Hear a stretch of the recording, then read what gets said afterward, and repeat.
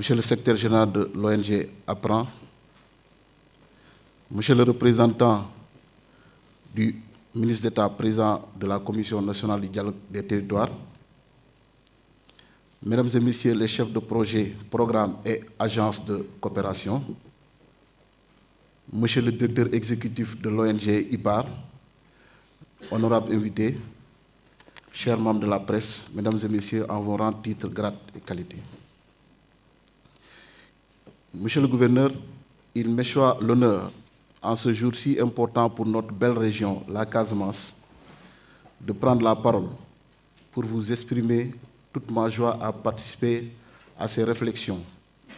portant sur le financement des questions de déminage humanitaire et de réinsertion socio-économique des personnes impactées par le conflit en Casamance. Permettez-moi tout d'abord, chers participants, de vous souhaiter la bienvenue au Cap Skirring et de magnifier votre présence qui est la preuve de toute l'importance que vos pays, amis et frères, vos agences de coopération accordent à la présente table ronde. Mesdames et Messieurs, la crise en Casamance constitue l'un des plus vieux conflits du continent. Ayant débuté en 1982, cette crise a profondément déchiré le tissu industriel, économique, social et culturel de la Casamance. Près de 800 victimes de mines ont été recensées, sans oublier le déplacement de milliers de personnes. Ainsi, dans le cadre de sa résolution, l'État du Sénégal a initié depuis 2003 le programme de relance des activités économiques et sociales en Casamance, un programme dont l'objectif majeur visait à mettre en place les conditions d'une réintégration rapide de toute la population casamançaise dans un environnement économique et social favorable et à jeter les bases d'un développement durable de la région. Pour son opérationnalisation, le gouvernement a créé en juillet 2004 l'Agence nationale pour la relance des activités économiques et sociales en Casamance. Au titre de ces réalisations, l'ANRAC, à travers le PRAEX, avec ses composantes PADERCA, PROCAS et PARC, a permis la réalisation de plusieurs infrastructures, notamment l'aménagement de vallées, de digues, la construction de puits maraîchers, de pistes de production, d'écoles, de cases et de postes de santé. À partir de 2012, l'avènement de son Excellence M. Macky Sall, président de la République du Sénégal, a marqué un tournant majeur dans la mutation institutionnelle de l'ANRAC et dans le processus de paix en Casamance. Un processus qui a connu une évolution très significative, passant de l'accalmie à une paix durable qui se dessine de plus en plus à la faveur des accords de paix signés entre le gouvernement et certaines fractions du MFDC. Cette situation a eu comme conséquence l'apparition d'une forte dynamique de retour exprimée par les populations ayant abandonné leur localité depuis les années 1990. Cette vague de retour a été renforcée par les opérations de sécurisation menées par les forces de défense et de sécurité dans le cadre de leur mission régalienne de protection des personnes et des biens, ainsi que de défense de l'intégrité territoriale. Ainsi, en plus de la neutralisation des bandes qui s'adonnaient à des activités illicites de trafic de bois et de chanvre indien, ces opérations ont aussi fortement contribué à la sécurisation des zones de retour grâce aux cantonnements militaires installés par l'armée dans les zones conquises ou reconquises, renforçant ainsi le sentiment de sécurité des populations et leur aspiration à un retour. Mesdames et Messieurs, dans ce contexte, l'ANRAC, en rapport avec les partenaires et les autorités administratives et territoriales, a fait face à la préoccupation légitime des populations consistant à un retour au bercail. Ainsi, de Niaguis à Goudom, de Niassia à Oussouy, sans oublier Bignona, des milliers de personnes, de populations ont pu bénéficier de l'encadrement de l'ANRAC, des ONG et des services de l'État. Au total, depuis 2017, l'ANRAC a accompagné le retour des populations avec la distribution de tôles, de kits scolaires pour soutenir la reprise des activités pédagogiques dans les zones de retour, sans oublier l'allocation de subventions aux groupes vulnérables de ces communautés pour le financement d'activités de réinsertion économique. Des puits maraîchers ont aussi été construits dans les localités retournées. L'ANRAC s'est également beaucoup investi dans la zone de Goudom dans le cadre de la lutte contre le vol de bétail, un phénomène criminel ayant longtemps prévalu dans cette partie de la région de Sédhiou. Dans sa volonté d'accompagner le processus de paix et de retour des populations, l'État, sous l'impulsion du président de la République, M. Macky Sall,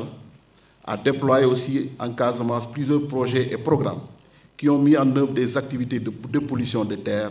et ont réalisé des infrastructures communautaires ou socio-économiques dans les zones repeuplées. Il en est ainsi du PPDC, du PUDC, du PUMA, qui ont construit des forages, des pistes de désenclavement, des aménagements hydro-agricoles, des postes de santé, des salles de classe, des magasins de stockage, sans oublier l'électrification rurale de nombreux villages. Dans le cadre de la mise en œuvre de ces activités de coordination des interventions, l'ANRAC a accompagné ces projets et programmes à travers la signature de conventions de partenariat